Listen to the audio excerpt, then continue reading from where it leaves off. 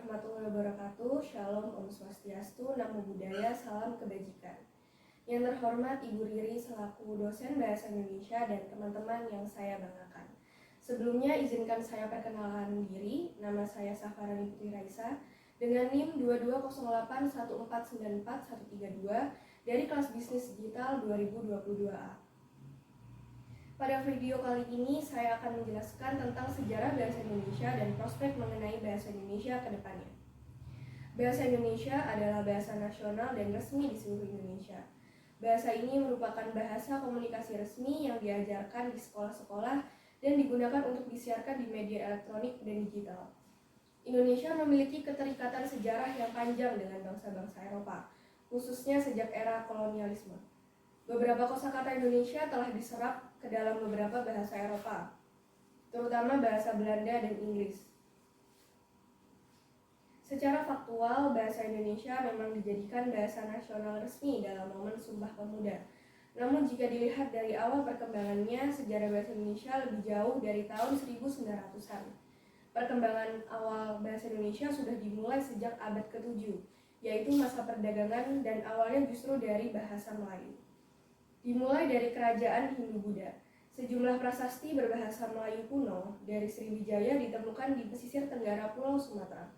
Dalam perkembangannya, bangsa Melayu melakukan migrasi besar-besaran ke semenanjung Malaysia dan kerajaan-kerajaan Islam yang pusat mandalanya adalah Kesultanan Malaka pada masa perkembangannya. Dalam perkembangannya, istilah Melayu kemudian mengalami perluasan makna, sehingga muncul istilah Kepulauan Melayu untuk menamakan Kepulauan Nusantara. Diketahui Kerajaan Sriwijaya menuturkan bahasa Melayu atau sebagai bahasa Melayu kuno sebagai bahasa kenegaraan sejak abad ke-7 Masehi. 5 prasasti kuno yang ditemukan di Sumatera bagian selatan, peninggalan kerajaan itu menggunakan bahasa Melayu yang bertaburan kata-kata pinjaman dari bahasa Sanskerta, suatu bahasa Indo-Eropa dari cabang Indo-Iran. Jangkauan penggunaannya bahasa ini diketahui cukup luas karena ditemukan juga dokumen-dokumen dari abad berikutnya di Pulau Jawa dan Pulau Luzon.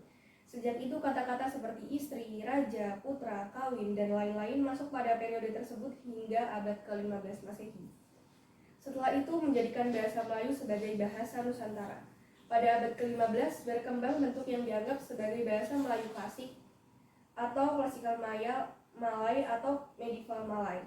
Bentuk ini dipakai oleh Kesultanan Malaka yang perkembangannya kelak disebut sebagai bahasa Melayu tinggi.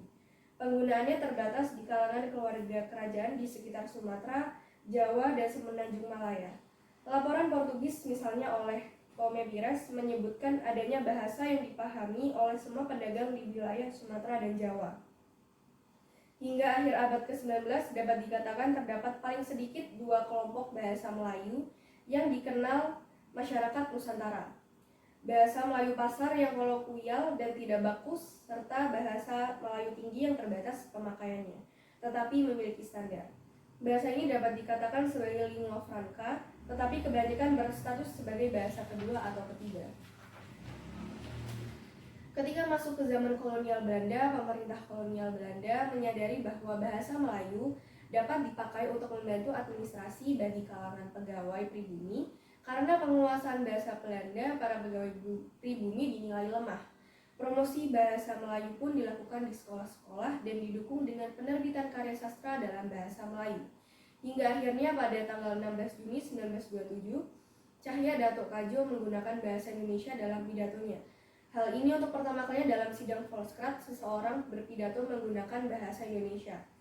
Hingga akhirnya bahasa Indonesia mendapatkan pengakuan sebagai bahasa persatuan bangsa pada saat Kongres Pemuda II tanggal 28 Oktober 1928 yang menghasilkan Sumpah Pemuda. Pada 25-28 Juni 1938 dilangsungkan Kongres Bahasa Indonesia I di Solo. Dari hasil kongres itu dapat disimpulkan bahwa usaha pembinaan dan pengembangan bahasa Indonesia telah dilakukan secara sadar oleh cendekiawan dan budayawan Indonesia saat itu. Kongres Bahasa Indonesia kemudian rutin digelar 5 tahunan untuk membawa perkembangan bahasa Indonesia. Dari sejarah bahasa Indonesia yang sudah saya paparkan tadi, melestarikan bahasa Indonesia itu adalah hal wajib yang harus dilanjutkan oleh warga Indonesia dari generasi ke generasi. Terdapat banyak langkah-langkah kecil yang dapat kita lakukan untuk melestarikan bahasa pemersatuan bangsa ini, seperti menjadikan bahasa Indonesia sebagai mata pelajaran wajib di semua institusi pendidikan dan perusahaan di Indonesia sebagai wujud bahwa mereka dapat menggunakan dan menerapkan kemampuan bahasa Indonesia dengan baik dan benar.